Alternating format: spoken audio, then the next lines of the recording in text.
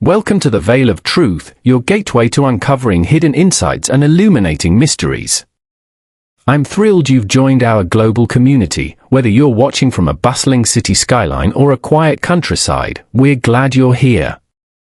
Globe showing Europe, Africa, so tell me, where are you tuning in from today? Chapter 1, The Warehouse of Order. Hercule Poirot disliked disorder, but he distrusted excessive order even more.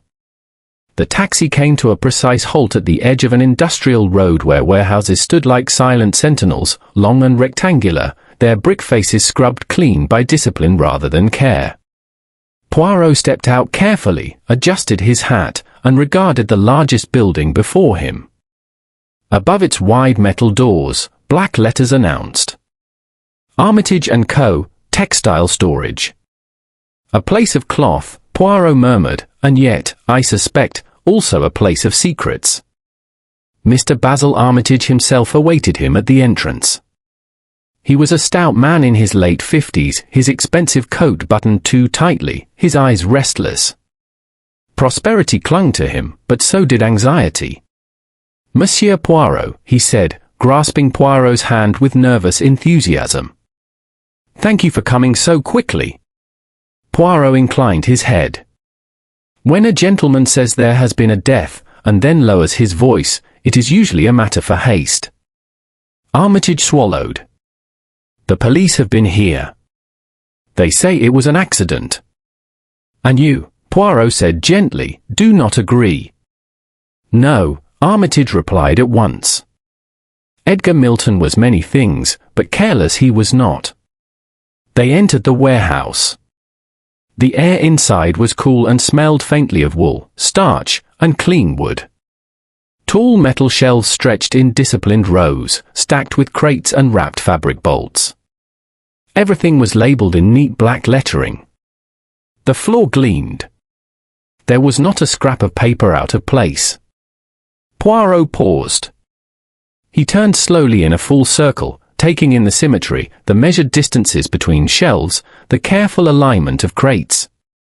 This, he said softly, is a place ruled by a strong mind. Yes, Armitage replied. Milton insisted on it. He was my floor manager. Ran this place like a military parade. Poirot's eyes lingered on a single crate near the central aisle. It stood apart by no more than an inch, but the deviation was unmistakable to him. Order, he knew, announced itself loudly when disturbed. Where was the body found? Poirot asked.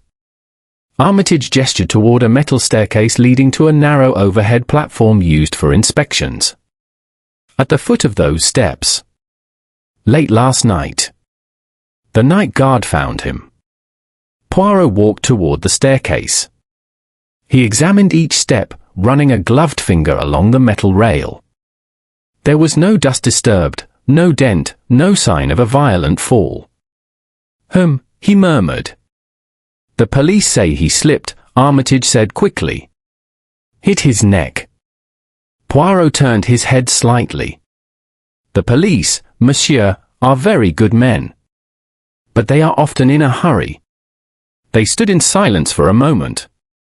Poirot looked not at the stairs, but at the surrounding space, the arrangement of crates, the position of a nearby work table, the careful absence of chaos. A fall, Poirot said slowly, is a most untidy thing. It knocks, it scatters, it protests. This place does not protest. Armitage's face paled. You believe? I believe nothing yet, Poirot interrupted pleasantly. I observe.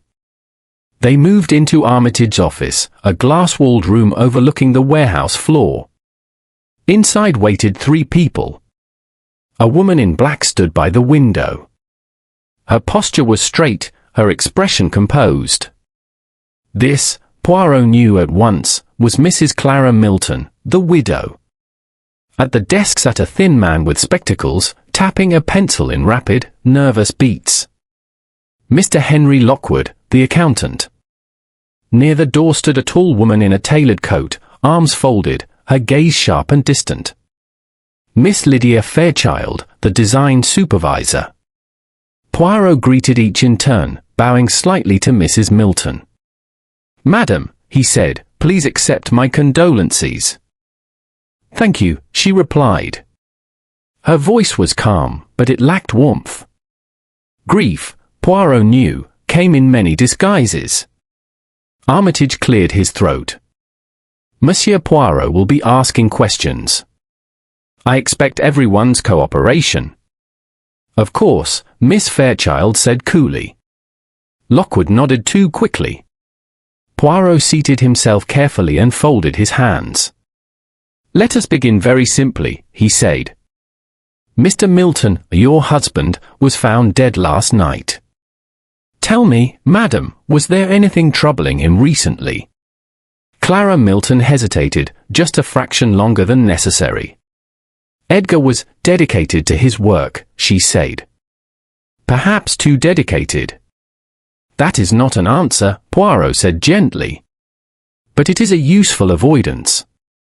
Her eyes flickered, but she said nothing. Poirot turned to Lockwood. "You handle the accounts?"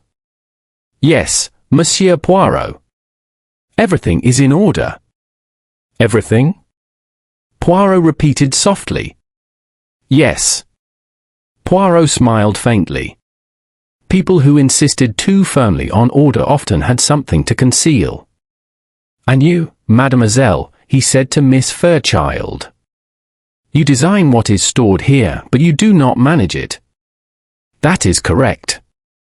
"Then you trust the man who did?" "I trusted his competence," she replied. "Nothing more." Poirot nodded. He rose and walked to the window, looking once more at the endless rows of fabric. "Tell me," he said without turning, "does anyone here believe Edgar Milton's death was an accident?" No one spoke. Silence, Poirot reflected, was the most revealing answer of all. He turned back to them, his eyes bright. "Very well," he said. "Then we shall proceed on the assumption that this orderly place has witnessed a deliberate act." Mrs. Milton's gloved hands tightened. Poirot noticed the gloves at once. Wool. Thick. Unusual for an indoor setting. Another small detail. Another thread. And Poirot, who loved nothing more than untangling threads, felt a quiet stirring of anticipation. "The truth," he said lightly, "is always woven somewhere. We must simply find where the pattern breaks." Outside the office, the warehouse stood silent and perfectly aligned, except for one crate, still slightly out of place, waiting patiently to be noticed. Chapter 2, of Faces Among the Fabric. Hercule Poirot believed that people revealed more when they were not seated together under polite observation. A room, like a conversation, could be arranged to encourage truth, or to conceal it. Therefore, after the formal introductions, he requested that each person speak with him alone, and not in the glass-walled office, but out among the aisles of fabric where the dead man had worked. "The warehouse," Poirot explained mildly, "is already acquainted with your thoughts." Mr. Basil Armitage looked uneasy but agreed. Mrs. Milton was the first to be escorted from the office. They stopped near a stack of neatly wrapped coat bolts. The lighting was softer here, the overhead lamps casting long, orderly shadows. "You were married how long, madam?" Poirot asked. 7 years, Clara Milton replied. She stood very straight, her hands clasped before her. "And your husband, did he ever bring his work home?" "All the time," she said. Edgar believed in accuracy. He checked figures even at dinner. Poirot nodded. Accuracy is a fine quality. But it can make one unpopular. Her lips tightened. "Yes." Poirot let the silence stretch. Was he afraid of anything? Poirot asked suddenly. Clara looked surprised. "Afraid?" "No." "Why would he be?" Poirot smiled politely. "Because men who discover uncomfortable truths often develop fear without realizing it." Her eyes dropped for a moment. He was concerned about certain irregularities. What sort? Stock mismatches, she said carefully. Deliveries not aligning with records. Poirot leaned closer. And did he tell you who might be responsible? No. Poirot nodded, though he did not believe her. People confided more at home than anywhere else. He dismissed her gently and beckoned to Henry Lockwood.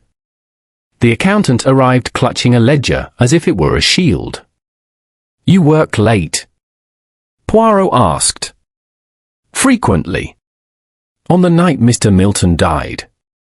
Yes. Until 9. And you saw him? No. Poirot's eyes flicked to Lockwood's hands. Ink-stained. Trembling. Mr. Lockwood, Poirot said kindly, you are nervous. Why? Lockwood laughed too quickly. A death is unsettling. Not when it is expected, Poirot said softly. Lockwood's laugh died. I mean, he stammered, Edgar was difficult. In what way? He questioned figures. Made accusations. Poirot's voice sharpened slightly. Accusations of theft. Lockwood swallowed. Of incompetence. Poirot made a note. Lies, he knew, often walked beside the truth but refused to look it in the eye. Lockwood was dismissed. Poirot turned next to Lydia Fairchild. She stood with one foot slightly angled, as though always prepared to leave. You are not comfortable here, Poirot observed. I design clothes, Monsieur Poirot, she replied coolly. I do not stack them. Yet you depend on this place. Yes. Poirot walked slowly along the aisle, forcing her to follow. Your relationship with Mr. Milton? Professional. Strained. Why? He rejected a shipment of silk blends. Claimed they were inferior. And were they? She hesitated. They met design standards. But not his. No. Poirot smiled faintly. Pride was a dangerous thing. Finally came Samuel Reed, the night guard. Reed was broad-shouldered, his jaw set hard. You found the body, Poirot said. Yes. At what time? Just after 11. Alone? Yes. Poirot's gaze was sharp. You did not call for help at once. I checked for a pulse. Poirot tilted his head. A thoughtful action for a man accused last month of negligence. Reed flushed. Milton reported me. Said I was careless. And you resented this? Yes. But resentment, Poirot said, is noisy. Murder is quiet. Reed stared at him, uncertain. Poirot returned to the office with Armitage. They all had motive, Armitage said. Indeed, Poirot replied. But motive is a crowd. Murder is solitary. Poirot requested access to Milton's personal effects. His coat lay folded on a chair. Poirot searched its pockets. A small notebook fell into his hand. Inside were columns of numbers, and one word written repeatedly in the margin. Grey. Poirot frowned thoughtfully. Grey, he murmured. A colour that hides much. He returned to the warehouse floor and examined the misaligned crate again. The label read, Export, wool, grey. Poirot touched it lightly. Beneath the printed label, faint pencil markings were visible, numbers, partially erased. Someone had changed this crate's identity. Poirot straightened. Mr. Armitage, he said, how closely are your inventories monitored? Daily. And yet this crate was altered. Armitage's face darkened. Someone knew the system well. Yes, Poirot agreed. Someone trusted. That evening, Poirot remained alone in the warehouse. He walked slowly, replaying the day's conversations. Clara's controlled grief. Lockwood's fear. Fairchild's pride. Reed's anger. Each was a thread. But threads alone did not make a pattern. Poirot paused near the staircase again. This time, he noticed something new. A faint mark on the floor, not blood, but oil. Recently wiped, but not perfectly. He followed it to a nearby work table. A fabric cutter lay there, its blade spotless. Too spotless. Poirot smiled. The murderer, he said quietly, believes cleanliness is innocence. He glanced once more at the grey crate.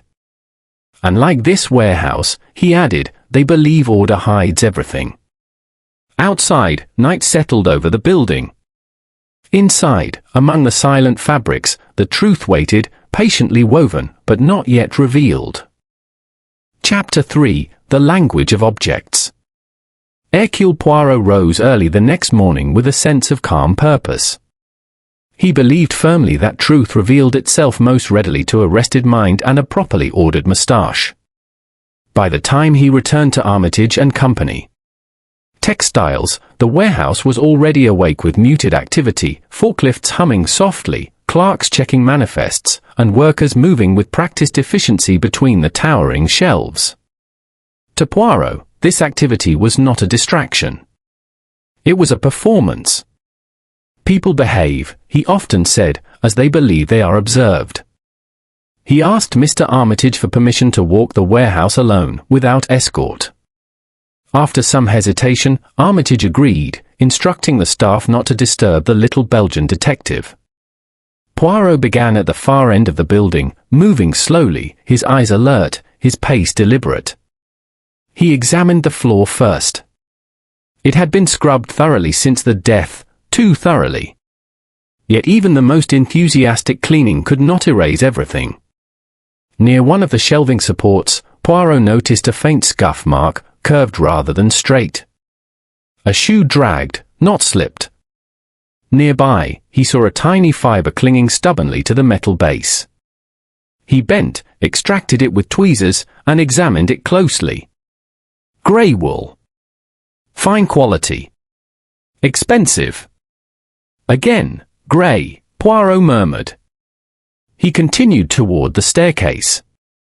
In daylight, it appeared even sturdier than before. Each bolt was tight, the steps evenly spaced. Poirot placed his foot carefully on the first step, then the second. There was no wobble, no instability. A man does not fall here by accident, Poirot said to himself.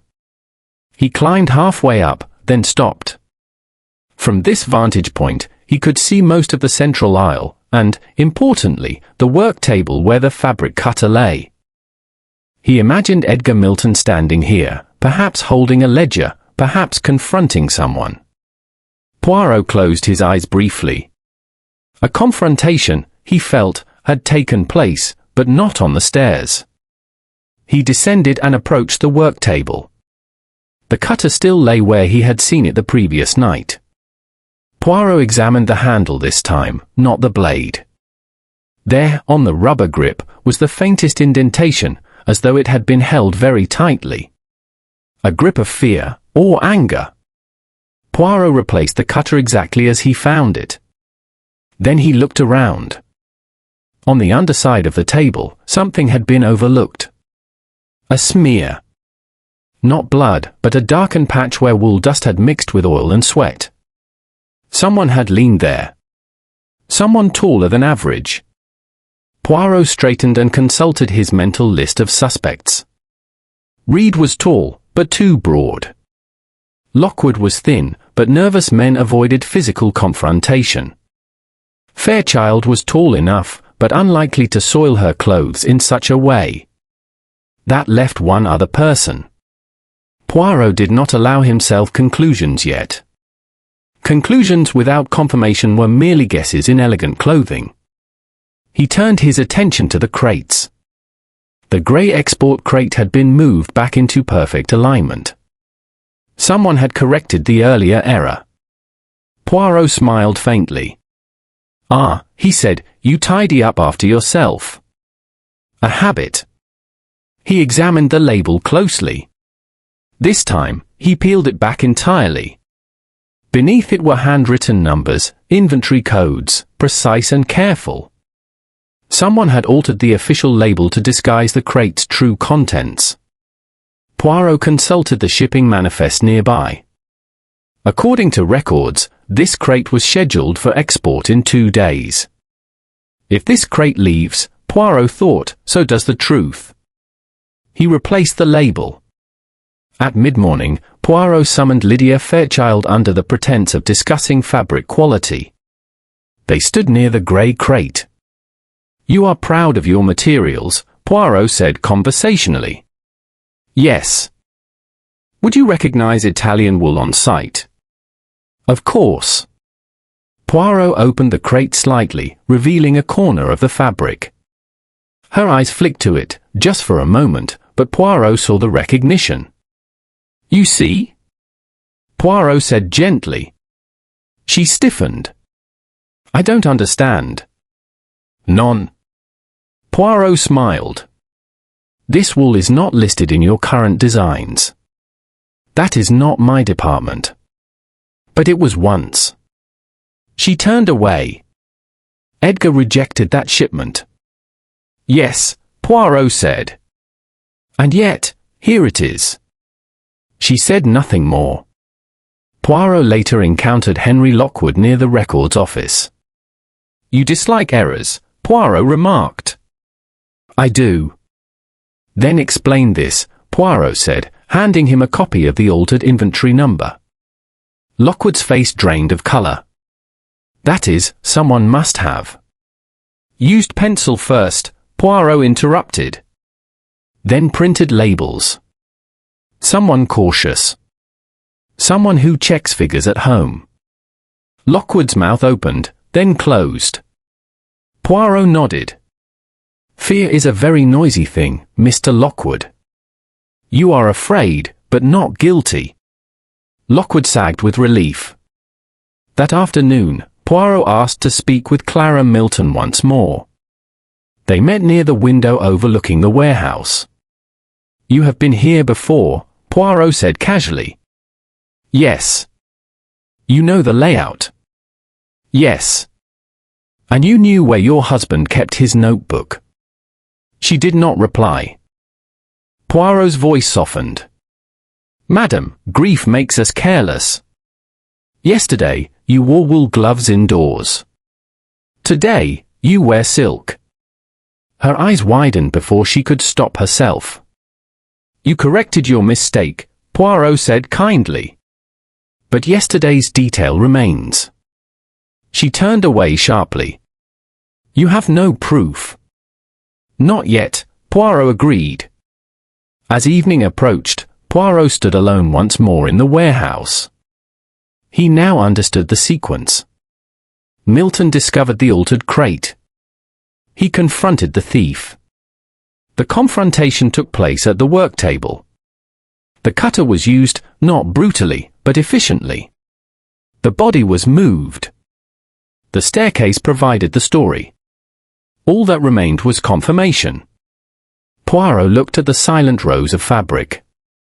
"Objects," he said softly, "do not lie. They wait." And Poirot was very good at waiting. Chapter 4, Patterns of Behaviour. Hercule Poirot had often remarked that objects told the truth of what happened, but people revealed why. On the 4th day of his investigation, he turned his full attention away from crates and cutters and focused instead on behaviour, those small, unconscious habits that betrayed motive long before guilt confessed itself. The warehouse was quieter that morning. Word had spread that the police might return.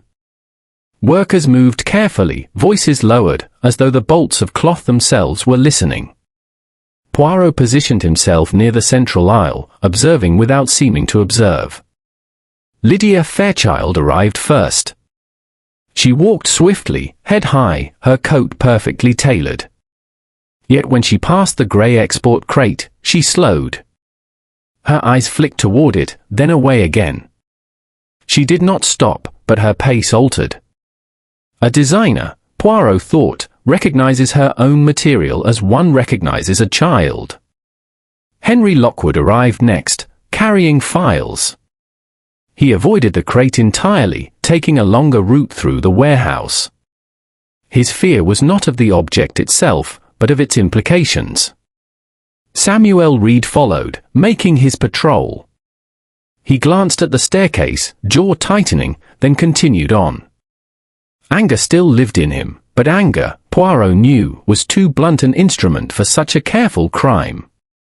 Finally, Clara Milton entered. She paused the moment she stepped inside. Poirot watched her closely. Her gaze did not wander. It went directly to the work table. There it lingered. Poirot felt a quiet certainty settle in his mind, not yet accusation, but recognition. He approached her. "You are thinking of your husband," he said gently. "Yes." "You imagine him standing there." She swallowed. "This is where he worked." "And where he died," Poirot added softly. She stiffened. Poirot continued, as if speaking to himself. "Some deaths are violent. Some are intimate. This one required proximity, trust, and knowledge." Her breathing quickened. Poirot excused himself and sought out Basil Armitage. "Mr. Armitage," Poirot said, "tell me about Mrs. Milton's involvement in the business." Armitage hesitated. She handled some private sales. Edgar trusted her. Private sales of what? Occasionally surplus fabric. Small quantities. Poirot's eyes sharpened. Italian wool. Armitage flushed. "I did not know at the time." "Of course not," Poirot said. "Trust is efficient. It saves paperwork." That afternoon, Poirot requested access to Edgar Milton's home study. The room was orderly, but not rigid. Bookshelves were carefully arranged. A ledger lay open on the desk. Poirot examined it. The same word appeared again in the margins. Grey. This time, accompanied by dates. Poirot felt the pattern tighten. He examined the waste bin. Inside, torn scraps of paper. Poirot assembled them patiently. Numbers, crate codes, shipping times. And one sentence, incomplete. "If she does not stop." Poirot closed his eyes. A man betrayed by a stranger might rage. Betrayed by a spouse, he reasoned, then confronted. Poirot returned to the warehouse in the early evening. He requested that all four principal figures gather in the office. They did. "I wish to speak of habits," Poirot began. "Habits?" Lydia Fairchild repeated. "Yes. The habits that reveal us." Mr. Reed patrols clockwise. Mr. Lockwood checks his accounts twice. Miss Fairchild touches no crate unless necessary. He turned to Clara Milton. "And you, madam, tidy what you disturb." She stiffened. Poirot walked to the grey crate and deliberately nudged it out of alignment. A few inches. Nothing more. "Tomorrow," he said, "I wonder if it will remain so." No one replied. The following morning, Poirot arrived early.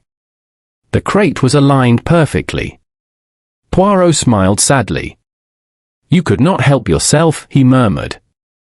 He now knew that Clara Milton returned to the warehouse after hours, ostensibly to feel close to her husband, but truly to ensure nothing betrayed her actions. Poirot asked Samuel Reed a casual question later that day. "Did you see Mrs. Milton here at night?" Reed frowned. "Once or twice. I thought it was allowed." It was not. Poirot had enough now, not proof for the law, but understanding. Yet understanding alone was insufficient. He required the final thread. That evening, Poirot deliberately spread a rumor that the grey crate would be opened and audited the next morning. He watched. Henry Lockwood grew pale but said nothing.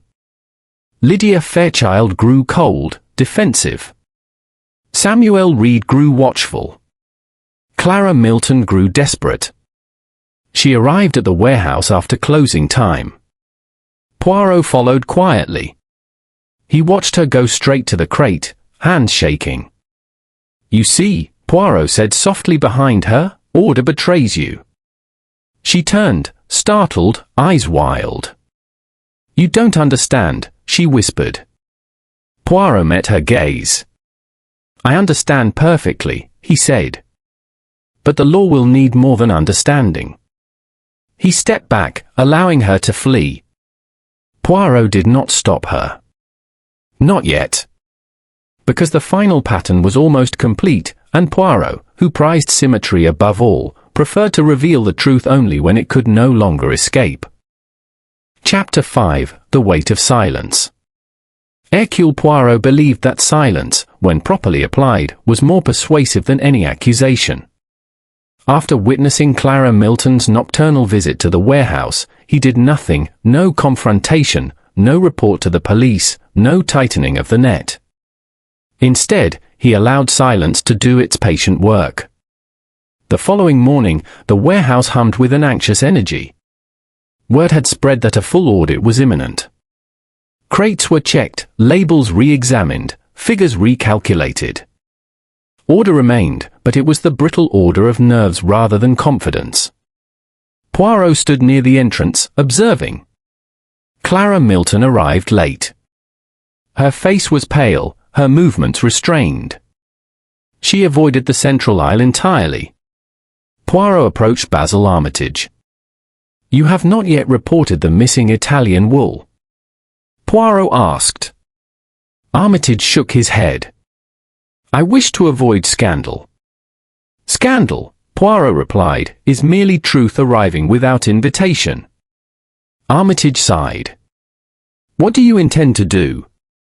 "I intend to listen," Poirot said. He began with Samuel Reed. "You have been very patient," Poirot remarked. Reed snorted. Patience wasn't Edgar Milton's strength. "Did he ever confide in you?" "Once. He said someone close to him was stealing." Poirot raised his eyebrows. "Close?" "Yes." That word, Poirot thought, carried weight. Poirot next sought Lydia Fairchild. She stood reviewing sketches, her expression guarded.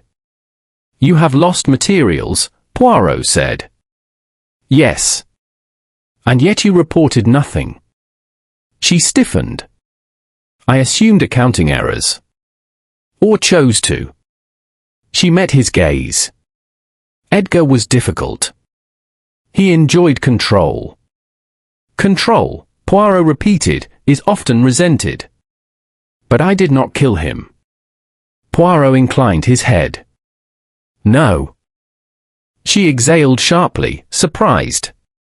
Poirot then turned his attention to Henry Lockwood. Lockwood's hand shook as he presented updated figures. "You are not the thief," Poirot said quietly. Lockwood nearly collapsed with relief. "Thank God." "But you suspected," Poirot continued. "And said nothing." Lockwood nodded miserably. "I feared exposure." "The books would have looked careless." Poirot patted his arm. "Fear makes cowards of good men." By midday, Poirot had confirmed what he already suspected: silence had protected the crime as much as intent. That afternoon, Poirot examined the grey crate one final time. He opened it fully.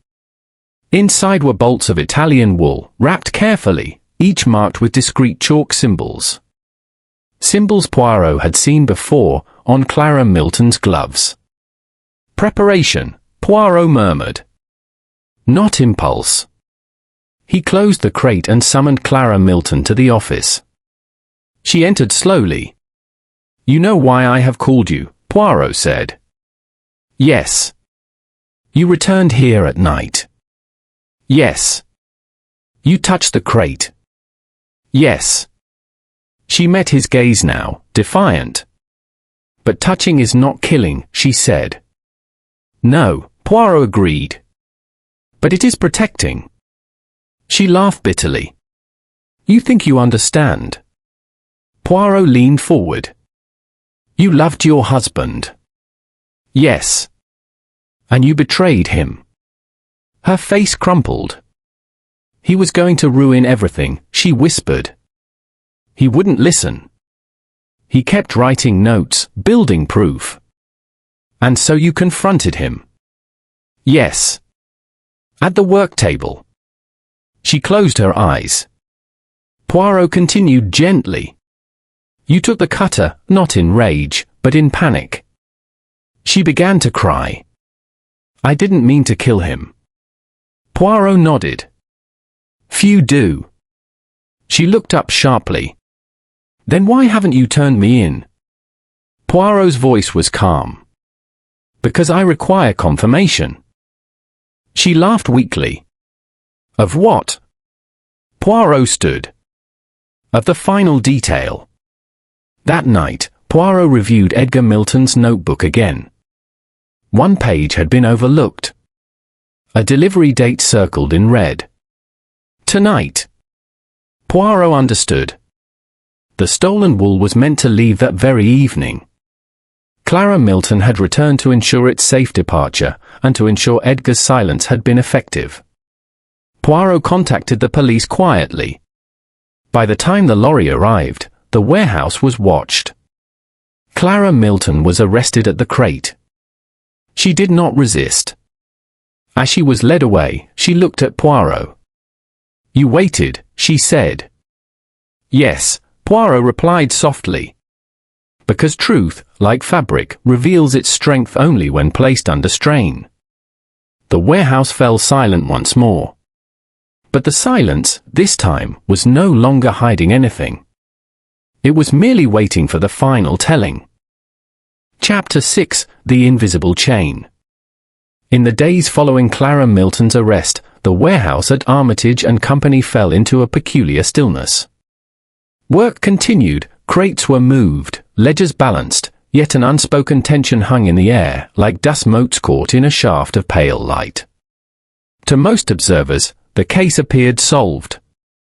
A guilty party had been taken into custody, a motive established, evidence discovered. But Hercule Poirot was not satisfied. He sat in Basil Armitage's office one morning, his small, neat figure reflected in the glass walls.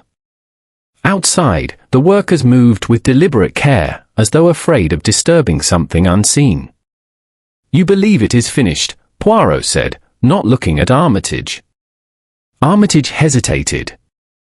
The police seemed confident. Yes, Poirot replied calmly. And confidence is often premature. Armitage frowned. You think Mrs. Milton did not act alone? Poirot folded his hands. I think, monsieur, that crimes such as this rarely stand upon a single leg. They require balance. He rose and walked slowly along the office window, watching Henry Lockwood below as he supervised a stock count. Tell me, Poirot said, who benefits now that Edgar Milton is dead? Armitage sighed. The warehouse runs more smoothly. There are fewer questions. Poirot turned. Exactly. That afternoon, Poirot requested a complete reconstruction of the events leading up to the murder, not the night itself, but the weeks before. He interviewed staff again, this time asking not about the crime, but about changes. Edgar worked later, one clerk said. He stopped trusting the records, said another. He argued more, a third added. Always the same theme, tension. Pressure. Resistance. Poirot sought out Lydia Fairchild once more. She sat at her desk, sketching with sharp, decisive strokes. You are relieved, Poirot observed. She paused. Relieved? Yes.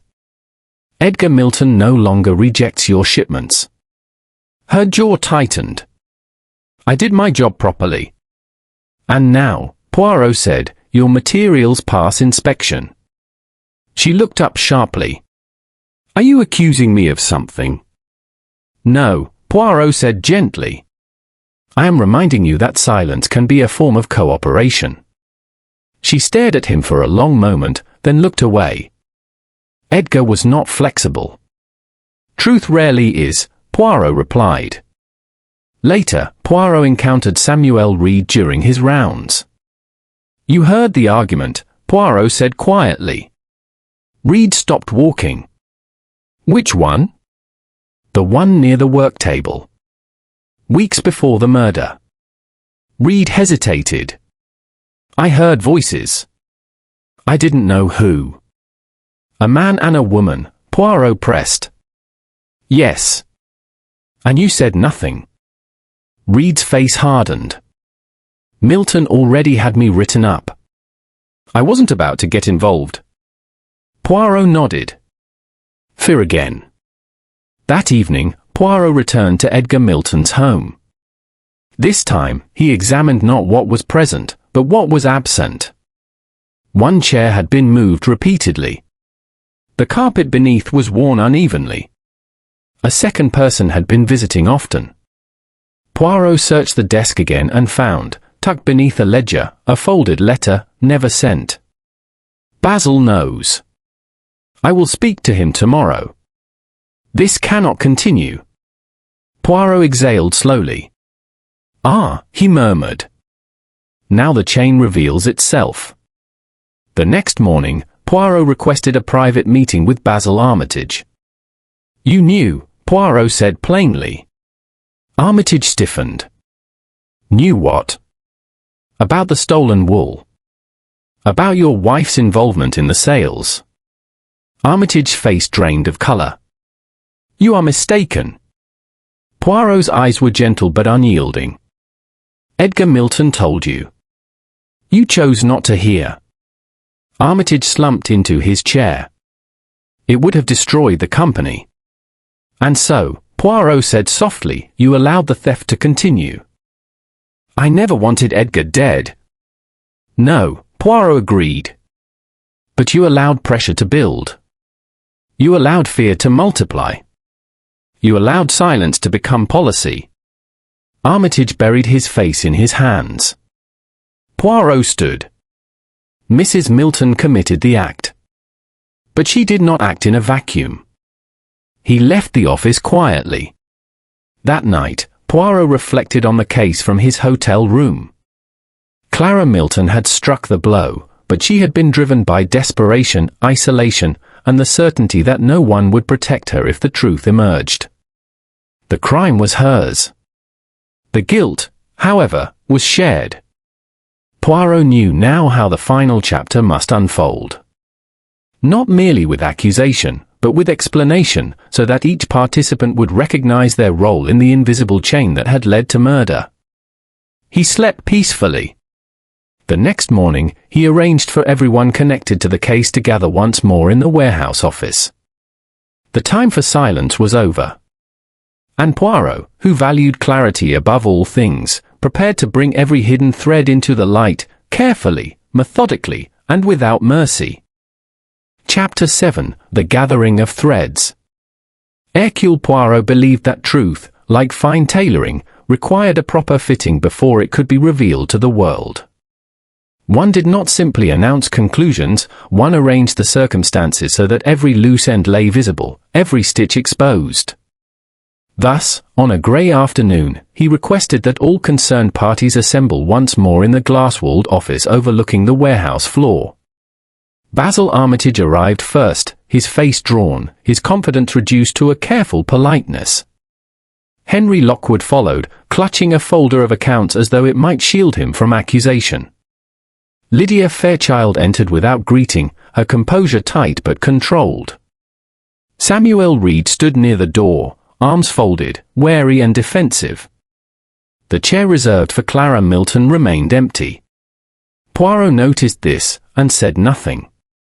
When all were seated, Poirot adjusted his moustache and began.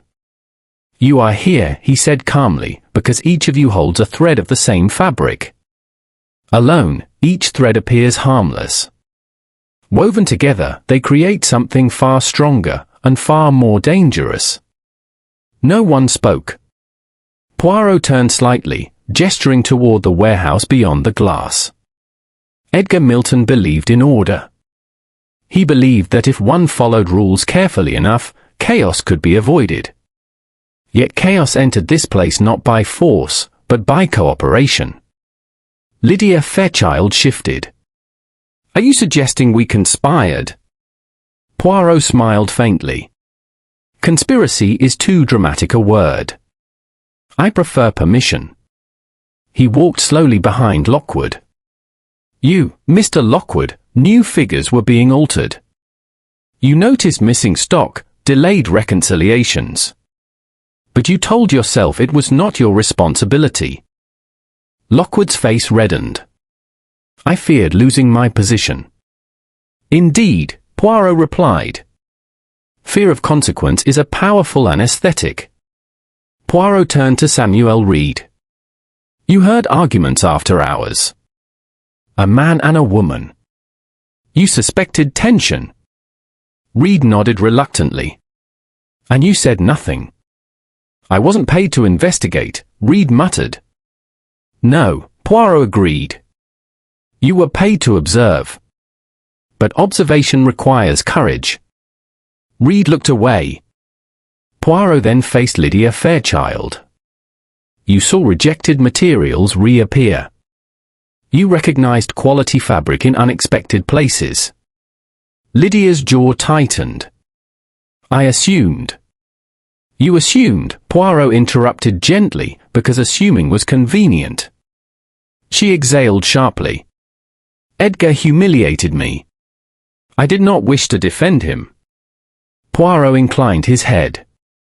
"Resentment is another form of silence." Finally, Poirot turned to Basil Armitage. "I knew, and Monsieur knew the most of all." Armitage did not deny it. "I thought I could manage it quietly," he said. "I believed it would resolve itself." Poirot's voice was calm but firm. "You believed disorder would tire and leave. Disorder does not." He returned to his seat. For weeks, Poirot continued, Edgar Milton stood alone against this silence. He documented. He recorded. He prepared to speak. Poirot paused. And then, he spoke to the wrong person. A chill passed through the room. At the work table, Poirot said softly, Edgar confronted his wife. He believed that love would restrain her. Instead, desperation guided her hand. Henry Lockwood swallowed. So she acted alone. Poirot raised a finger. She struck alone. But she was not alone. He looked at each of them in turn. Had one of you spoken earlier, the confrontation would never have happened. Had one of you supported Edgar, he would not have faced his wife in secrecy. Silence filled the room. Poirot rose. The final act will occur tomorrow, he said. At the magistrate's hearing. He moved toward the door, then paused.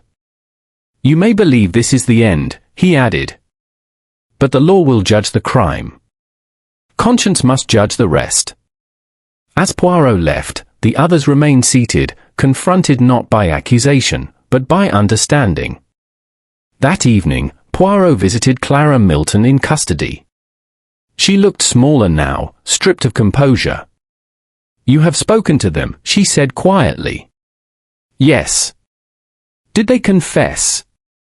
No. She laughed softly. They never do. Poirot met her gaze. They will live with it. She nodded slowly.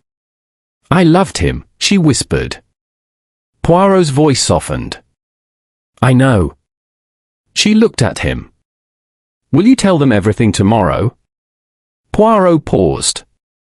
I will tell the truth. It is enough. As he left, Poirot reflected that justice was not always symmetrical. But truth, once revealed, arranged itself naturally. Tomorrow, he would present the final pattern, every clue, every motive, every misdirection, so that no one present could escape the clarity of what had occurred. The warehouse slept under the night sky, silent and orderly. But its story was ready to be told.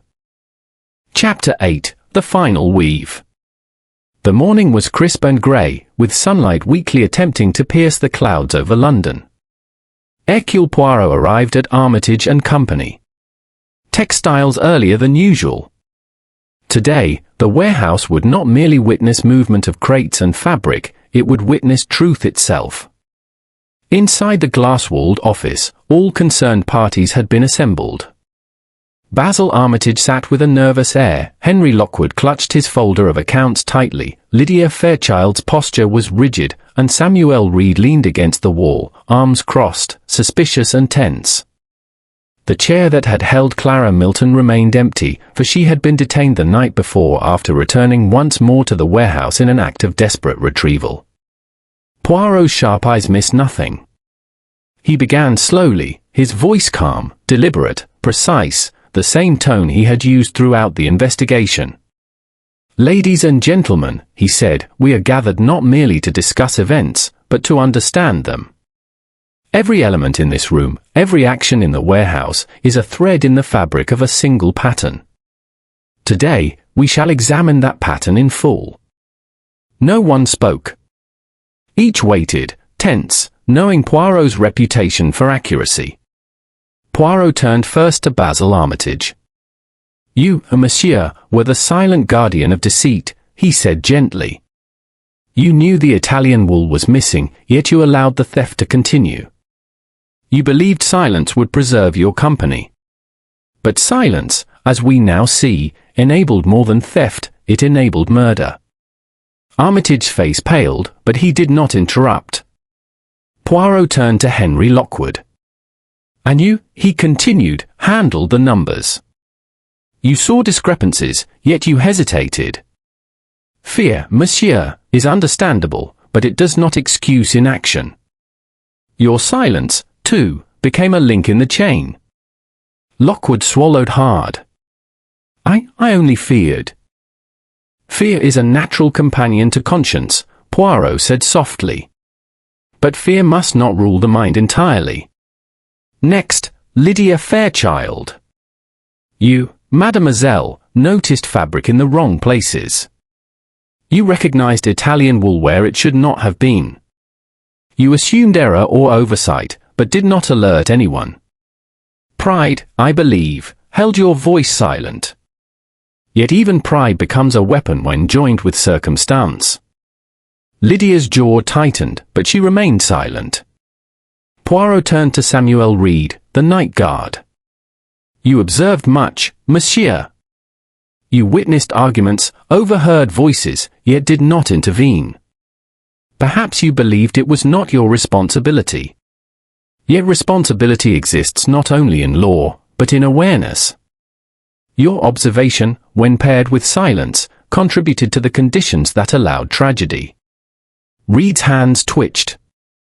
He said nothing, but his eyes betrayed recognition. Poirot paused. He allowed the silence to settle. Then, as if speaking for the warehouse itself, he gestured toward the rows of crates. "And now we arrive at the decisive moment," he said. "The act that brought this case to me. The act that concluded the pattern we have been tracing." He recounted the events carefully, step by step. Edgar Milton, diligent and precise, discovered the theft of the Italian wool. He recorded every detail in his notebook. On the evening of his confrontation, he returned to the warehouse, intending to speak directly to the person responsible. "That person, madam, was your wife, Monsieur Armitage." Basil's head shook violently. "No. My wife had nothing to do with." Poirot raised a hand, stopping him. "We are speaking of the individual who struck him. Not the accomplices, not the observers, but the one who acted with immediate desperation.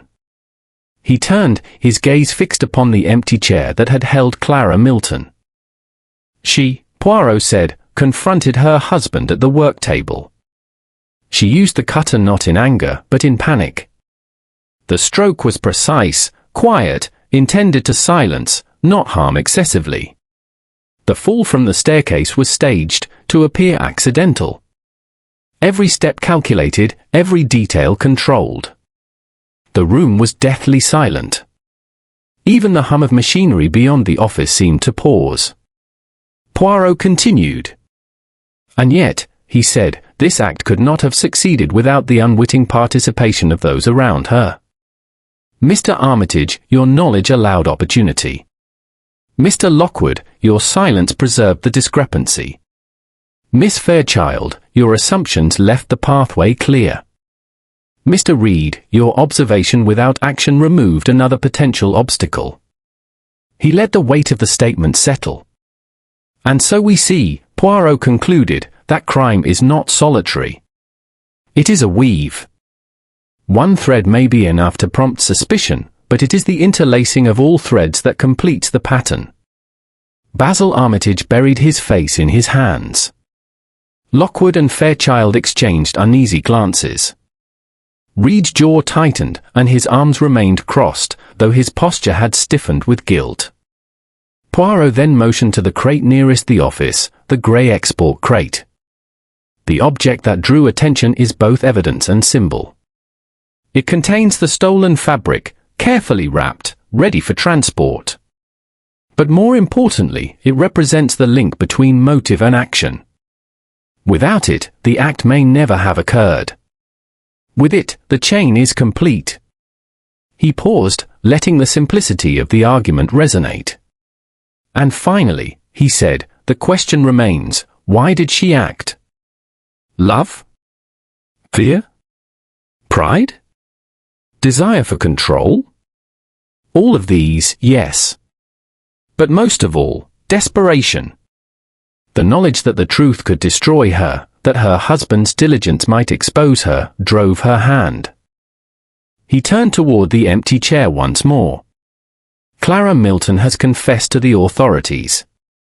She has admitted the act and the reasoning behind it. But confession alone does not absolve the chain. Poirot walked slowly to the center of the office. You have all now seen how closely observation, inaction, and silence contribute to events beyond any one person's control. Your conscience will remain your judge, long after the legal system has concluded its task. He adjusted his moustache, a gesture of finality. Now, he said, let us ensure that justice is executed correctly. The stolen fabric will be returned to inventory. The warehouse will resume its operations, but under stricter supervision. And the law will take care of the rest. He looked around at the assembled company, eyes gleaming with the certainty that comes from understanding all aspects of human behaviour. Edgar Milton's death was tragic, Poirot continued, yet it has illuminated human weaknesses, and human strengths as well. Observation, conscience, courage, these are what prevent further misfortune. We may forgive, but we must never forget. Basil Armitage exhaled slowly, finally lifting his head. I understand, he whispered. We all played a part. Yes, Poirot said gently. And understanding is the first step toward balance. The tension in the room lifted slightly, though not entirely. Justice, Poirot knew, had its own weight. But clarity had been restored. Every thread was visible. Every action accounted for. Every motive, observed and understood. Poirot walked to the glass window, looking out over the silent rows of fabric, crates aligned, labels in perfect order. See, he murmured softly, order and chaos are not enemies, but partners in revealing truth. The warehouse bears witness, as do we. He turned back to the office. And now, Miss Amis, he said with a faint smile, the pattern is complete. The case is resolved. The threads, once tangled, now lie in their proper place. As he left the warehouse that afternoon, the sun broke briefly through the clouds, casting a pale light across the neatly stacked crates. Poirot walked slowly, adjusting his hat and moustache, thinking of the invisible weave of human motives, actions, and consequences. He understood that even in a place of perfect order, like the textile warehouse, human folly could introduce disorder, but careful observation, patience, and reason would always reveal the truth. The warehouse was silent. But for Hercule Poirot, every crate, every bolt of fabric, every overlooked thread, had spoken. And that was enough.